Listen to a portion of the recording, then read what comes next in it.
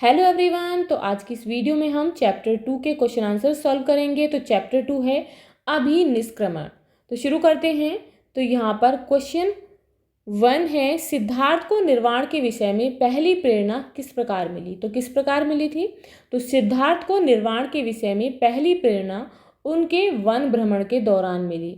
जब वह वन के भ्रमण पर थे यानी कि घूमने गए हुए थे, तब अचानक उन्हें एक भिक्षु यानी कि भिखारी के रूप में पुरुष दिखाई दिया। सिद्धार्थ के पूछे जाने पर कि वह कौन है, भिक्षु ने उत्तर दिया कि मैं मोक्ष की खोज में निकला एक सन्यासी हूँ। मेरे अंदर अब सबके लिए एक भाव है। मुझे अब ना तो किसी से कोई आशा है और ना ही कोई शिकायत है। मैं गृहस्थ जीवन त्याग वन में ही विचरण करता रहता हूँ। वन में जो मिल जाए वही खाकर पेड़ के नीचे, देवाल या पर्वत आदि पर रहकर जीवन व्यतीत करता हूँ। अब यहाँ पर अगला प्रश्न है, राजकुमार ने तपोवन न जाने के लिए राजा के समक्ष क्या क्या शर्तें रखी। तो राजकुमार ने तपोवन न जाने के लिए राजा के समक्ष कुछ असंभव शर्तें रखी थीं, जो कि निम्नलिखित हैं। मेरी मृत्यु न हो, मैं सदा रोग मुक्त रहूं, मुझे कभी बुढ़ापा न आए और मेरी संपत्ति सदा बनी रहे। अब यहाँ पर अगला प्रश्न है, छंदक कौन था? सिद्धार्थ ने उसे नींद से क्यों जगाया? तो छंदक घोड़ों का देखभाल करने वाला अथवा अश्वरक्षक था।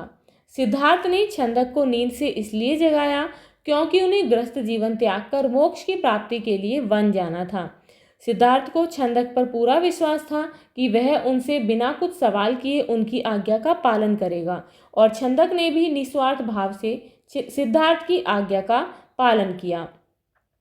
अब यहाँ पर अगला प्रश्न है कि सिद्धार्थ से अलग होने पर छंदक और कंथक की दशा का वर्णन अपने शब्दों में कीजिए। यानी कि जब सिद्धार्थ छंदक और कंथक को छोड़कर जा रहे थे तब उनकी कैसी अवस्था थी। तो सिद्धार्थ से अलग होने पर छंदक और कंथक बड़े ही दुखी और व्याकुल थे। कंथक की आंखों से भी आंसू आ रहे थे। दोनों विरह के शोक में अत्यंत दुखी थे। जो रास्ता छंदक ने सिद्धार्थ को वन ले जाने के वक्त एक रात में पूरा किया था, उसी रास्ते पर वापस राजमहल जाने में छंदक को 8 दिन लग गए। कंथक ने भी सिद्धार्थ से विरह के गम में अन्न पानी तक त्याग दिया। अपने स्वामी से अलग हो छंदक कुछ देर के लिए भूमि पर अचेत अवस्था में गिर पड़ा। फिर होश आने पर कंथक से लिपटकर रोने लगा और कपिलवस्तु के लिए निकल पड़ा। रास्ते में कभी गिरता, कभी रोता, फिर उठता और आगे बढ़ता। यह रास्ता उन दोनों के लिए एक नामुमकिन सा रास्ता बन गया था।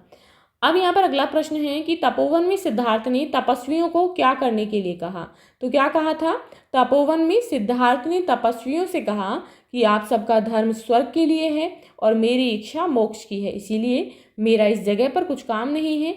मुझे भी आप सब लोगों से बिछड़ते हुए बहुत दुख हो रहा है, परंतु मेरा यहाँ से जाना जरूरी है। आप लोग धर्म के प्रतिष्ठित लोग हैं, अनेक कठिन तप और साधनाओं के ज्ञानी हैं। आप लोग इसी प्रकार धर्म के मार्ग पर चलें। अब यहाँ पर अगला प्रश्न है, वन से लौटने के संबंध में राजमंत्री के तर्क सुनकर सिद्धार्थ ने क्या कहा।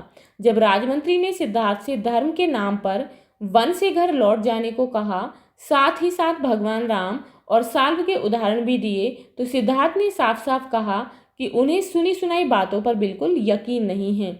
वह उन्हीं बातों पर विश्वास करते हैं जो उन्होंने अनुभव की हैं और जो वह अपने तप से प्राप्त करेंगे। वह जलती हुई अग्नि में प्रवेश कर सकते हैं, पर बिना ज्ञान की प्राप्ति किए घर वापस नहीं जा सकते। ऐसा करना उनके हिसाब से उचित नहीं है। सिद्धार्थ ने कहा कि उन्हें अपनी तपस्या और शांति से जो तत्व ज्ञान मिलेगा वह उसे ही सत्य मानेंगे। बाकी उदाहरण उनके लिए नाम मात्र हैं।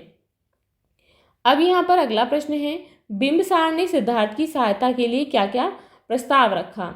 तो सिद्धार्थ को भिक्षा मांगते हुए देखकर बिंबिसार को दया आ गई और उन्होंने सिद्धार्थ से कहा कि हे राजकुमार, आप मेरा आधा राज्य ले लीजिए और सुख भोगिए। आप चाहे तो मेरे सैनिकों की सहायता से शत्रुओं पर आक्रमण करिए और उन पर विजय पाइए। अगर आपकी इच्छा है तो आप त्रिवर्ग यानी कि धर्म, अर्थ और काम का सेवन करिए, पर अपने धनुष चलाने वाले बाजुओं को भिक्षा मांगने में व्यर्थ ना करें और अपने उम्र के अनुसार ही मार्ग चुनें।